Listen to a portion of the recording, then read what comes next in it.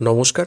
বর্তমানে পশ্চিমবঙ্গ জুড়ে একটাই বড় প্রশ্ন ঘোরাফেরা করছে, ডাব্লিউবিএসএসসির গ্রুপ সি এবং গ্রুপ ডি 2025-এর যে নিয়োগ প্রক্রিয়া সেটি বাতিল হয়ে এক্সাম হবে 2026-এর রাজনৈতিক পরিবর্তনের সঙ্গে সঙ্গে এবং ত্রিপুরায় যে ঘটে যাওয়ার ঘটনা কিছু উদাহরণ টেনে এনে অনেকেই চিন্তায় পড়েছেন যে কি হবে। আজকের ভিডিওতে আমি এই বিষয়টি নিয়ে আলোচনা করব, তাই ভিডিওটি শেষ পর্যন্ত দেখুন, কারণ আজকের তথ্যগুলো আপনার দুশ্চিন্তা দূর করতে সাহায্য করবে। অনেকেই বলছেন যে ত্রিপুরায় যখন সরকার পরিবর্তন হয়েছিল তখন অনেক চলমান নিয়োগ প্রক্রিয়া মাঝপথে থামিয়ে দেওয়া হয়েছিল এবং নতুন করে শুরু করা হয়েছিল। তার পিছনে কিন্তু বেশ কিছু সুনির্দিষ্ট কারণ এবং অভিযোগ ছিল। তৎকালীন সময়ে ত্রিপুরা নিয়োগের ক্ষেত্রে অ্যাডহক ভিত্তিতে প্রচুর নিয়োগ করা হয়েছিল, যা নিয়ম মেনে হয়নি বলে অভিযোগ ওঠে। আইনি জটিলতা এবং সুপ্রিম কোর্ট এবং হাইকোর্টের নির্দেশে বেশ কিছু নিয়োগ বাতিল করতে হয়েছিল, কারণ যেখানে মেধার অবমাননার অভিযোগ প্রমাণিত হয়েছিল। নতুন সরকার এসে নিয়োগের ক্ষেত্রে অস্বচ্ছতা দেখলে সেক্ষেত্রে স্বচ্ছতা আনতে পুরনো প্যানেল বাতিল করে নতুন পরীক্ষা পদ্ধতি কিন্তু চালু করার সিদ্ধান্ত নিয়েছিল ত্রিপুরা সরকার। কিন্তু মনে রাখতে হবে, ত্রিপুরার প্রেক্ষাপট এবং পশ্চিমবঙ্গের বর্তমান পরিস্থিতি এক নয়। এবার আসি আমাদের পশ্চিমবঙ্গের গ্রুপ সি এবং গ্রুপ ডি 2025-এর যে নিয়োগ প্রক্রিয়া সেই প্রসঙ্গে। বর্তমান পরীক্ষা বা নিয়োগ নিয়ে অযথা চিন্তা করার কোনো কারণ নেই। কেন বলছি, তার পিছনে বেশ কিছু জোরালো যুক্তি আছে।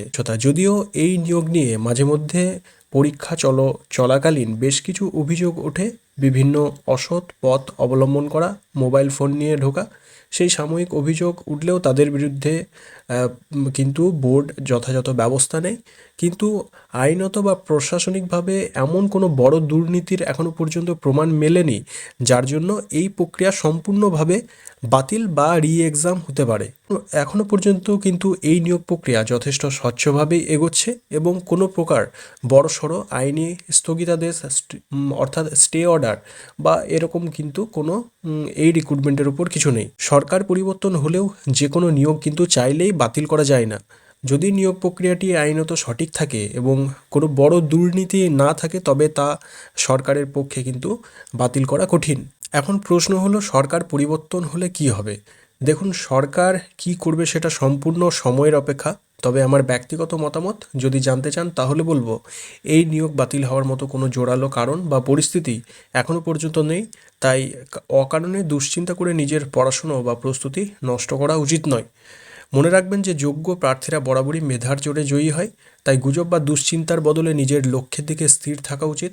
সরকার যেই আসুক, নিয়োগ যদি স্বচ্ছ হয় তবে তা বাতিল করার কোনো আশঙ্কাই থাকে না। আর এই নিয়োগের ক্ষেত্রে তেমন কোনো সেরকম অভিযোগ নেই আইনিভাবে।